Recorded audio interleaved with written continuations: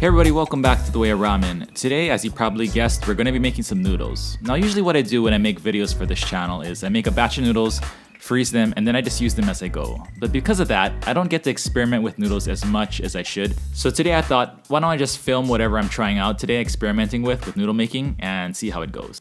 Alright, let's get right into this one. So the first thing we're going to do is we're going to make our own Kansui out of baking soda. So if you're new to making ramen, you may be wondering, what is Kansui? Kansui is the alkaline solution that makes ramen noodles. When you add it to wheat flour, it creates a chemical reaction that changes the structure of the protein in the wheat and creates this chewier, stretchier noodle. While there are many alkaline ingredients that you can use to make Kansui, the most commonly used ones are potassium carbonate, and sodium bicarbonate, which is also known as baking soda. So what we're going to do here is we're going to bake some baking soda in the oven and denature the sodium bicarbonate into sodium carbonate, and we're going to use that to make our Kansui. Bake the baking soda in the oven at 250 degrees Fahrenheit for 1 hour, and after an hour you should have lost about 1/3 the weight of the baking soda. I started off with 100 grams and ended up with about 65 grams of sodium carbonate. Now you don't want to let this stuff touch your skin because it is a mild irritant, so wear gloves when you're working with it. Transfer the sodium carbonate into an airtight glass container and you can take it out and use it whenever you need to make noodles. Now, according to this article I found, sodium carbonate and potassium carbonate have different effects on the flour. Sodium carbonate will make softer noodles and binds flour well even at lower hydrations, so it's used often in Hakata-style tonkotsu noodles. Potassium carbonate, on the other hand, will make stretchier, glassier noodles and is often used in higher hydration noodles such as Sapporo-style miso ramen noodles. So what kind of alkaline you choose to use should really be determined by what kind of noodles you want to make. So we're going to go a little Walter White here and measure out our ingredients to make our homemade Kansui. Measure out 5 grams of sodium carbonate,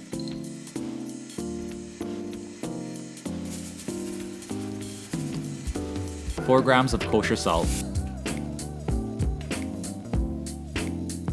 We're also going to weigh out 190 grams of purified water. You don't really want to use tap water because you can't really control the hardness or the softness of that water.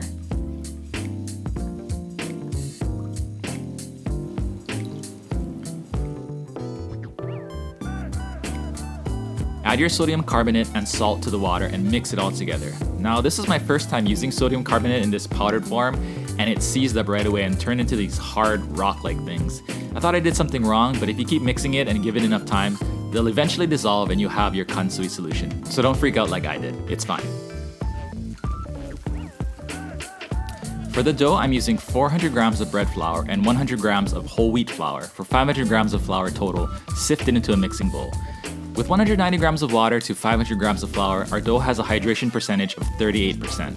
Hydration percentages affect your noodles just as much, if not more, than the type of Kansui you're using. Anything over 35% hydration is considered high hydration noodles, anything under 30% is considered low hydration noodles. High hydration noodles are often softer and chewier and don't easily suck up the soup that they're in. They're often found in Sapporo-style miso ramen. And on the flip side, low hydration noodles are firmer and they tend to bring the soup up with them when you eat them. They're often found in Hakata-style tonkotsu ramen where you're supposed to eat them quickly and they're replaced with kaidama. Once your flour is measured out, slowly add in your Kansui and stir to combine with chopsticks. What you're trying to do is trying to get the Kansui to hit as much of the flour as possible while you're working it in. You're trying not to create any big clumps of dough. Mixing it with the chopsticks also helps you not touch the Kansui with your bare hands.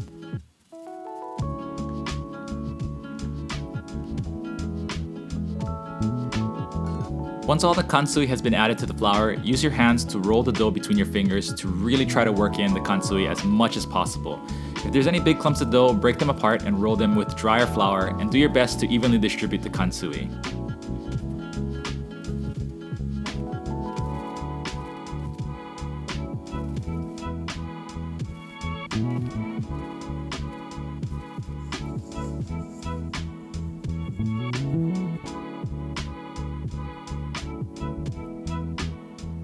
Once everything seems to be pretty well combined, put all the dough into a Ziploc bag and let it rest for 1 hour. Now this is my first time trying this method and it makes a huge difference in terms of how much easier this makes kneading the dough, so do not skip this step.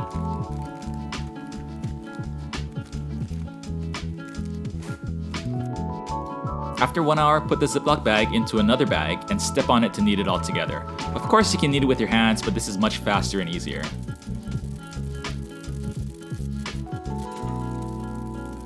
And after that, you're left with a nice sheet of noodle dough. Let this dough rest for another 30 minutes. After 30 minutes, cut the dough into strips and roll it out with a rolling pin to a size that will fit easily into your pasta machine.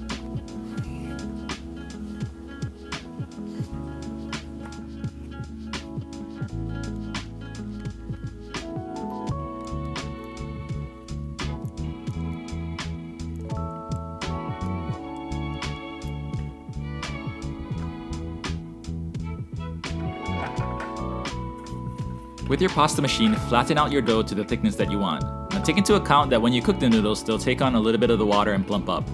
I went all the way down to the 6 or 7 setting for this batch, which is pretty thin.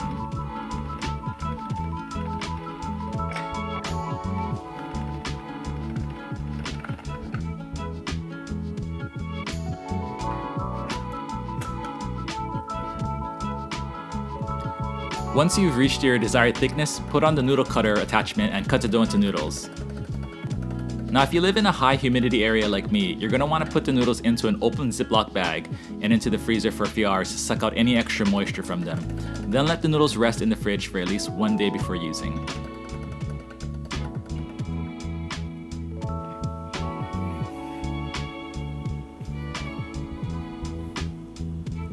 This is completely optional, but I like to weigh out servings of noodles at this stage and then bag them individually. I usually go with around 115 grams per serving, which is kind of small, but a normal size is about 120 to 160.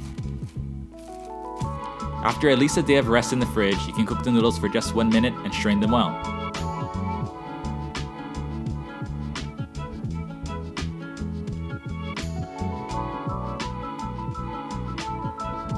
And there you have it, homemade ramen noodles made completely from scratch.